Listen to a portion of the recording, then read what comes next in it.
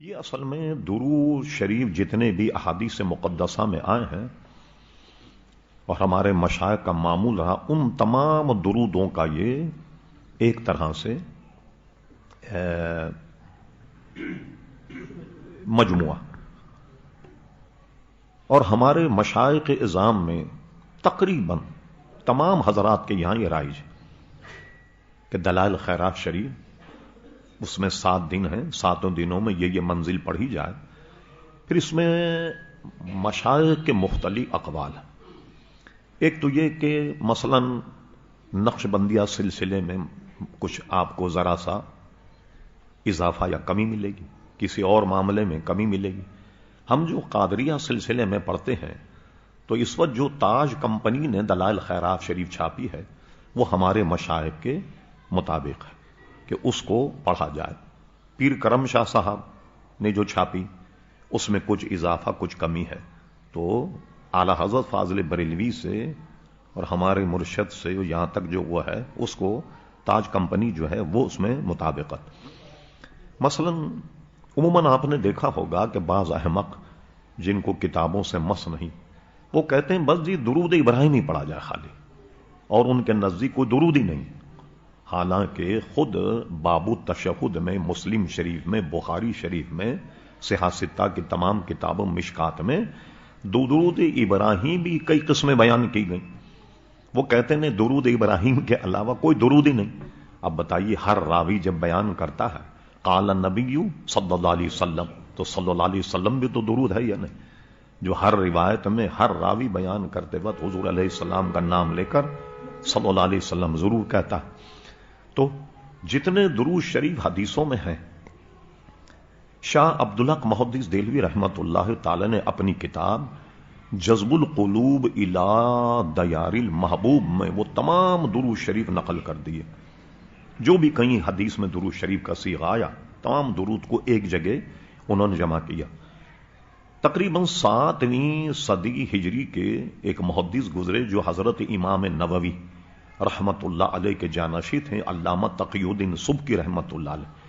علامہ تقی الدین سبکی رحمت اللہ علیہ کتاب ہے شفاء السقام۔ اس کتاب کے بھی یہ ابن تیمیہ کے رد میں ہے، جو اس نے کہا تھا کہ حضور کے مزار شریف پر نہ جایا جائے اور حضور کے مزار کا سفر کرنا جو ہے معصیت، معاذ اللہ۔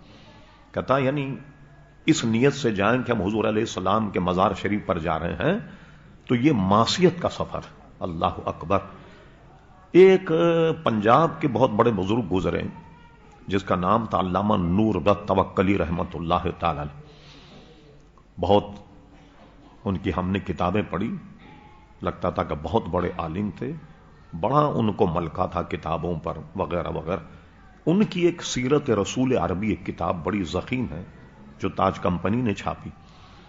اس میں علامہ نور بخت توکلی رحمت اللہ علیہ نے علامہ کوثری کا تعقب نقل کیا ابن تیمیہ پر۔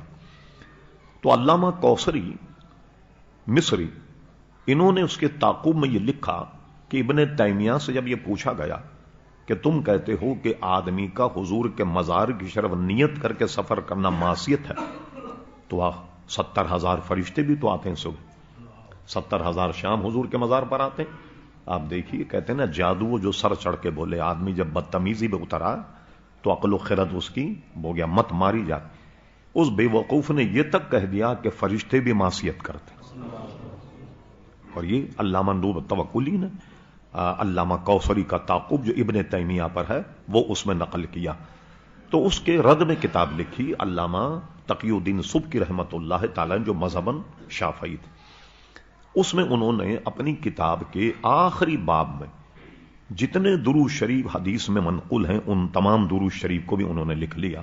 اسی طرح ایک درودوں کا مجموعہ ہے دلائل خیرات شریف، یہ ہمارے تمام مشائخ اعظام کے معمولات میں ہے، اور بہت پابندی سے جیسے وہ تلاوت کرتے ہیں، اس کو بھی بڑی پابندی سے وہ تلاوت کرتے ہیں۔ ایک بات اس کے متعلق خاص مشہور ہے کہ جو دلائل خیرات شریف کا عامل ہے، جو پڑھتا ہے، اس کو کبھی نہ کبھی زندگی میں نبی کریم علیہ السلام کا دیدار ضرور ہوگا۔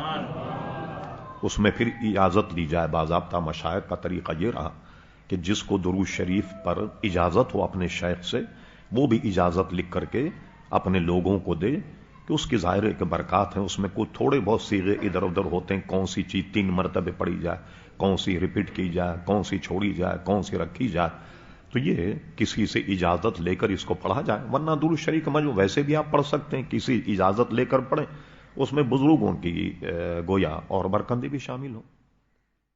یہ اصل میں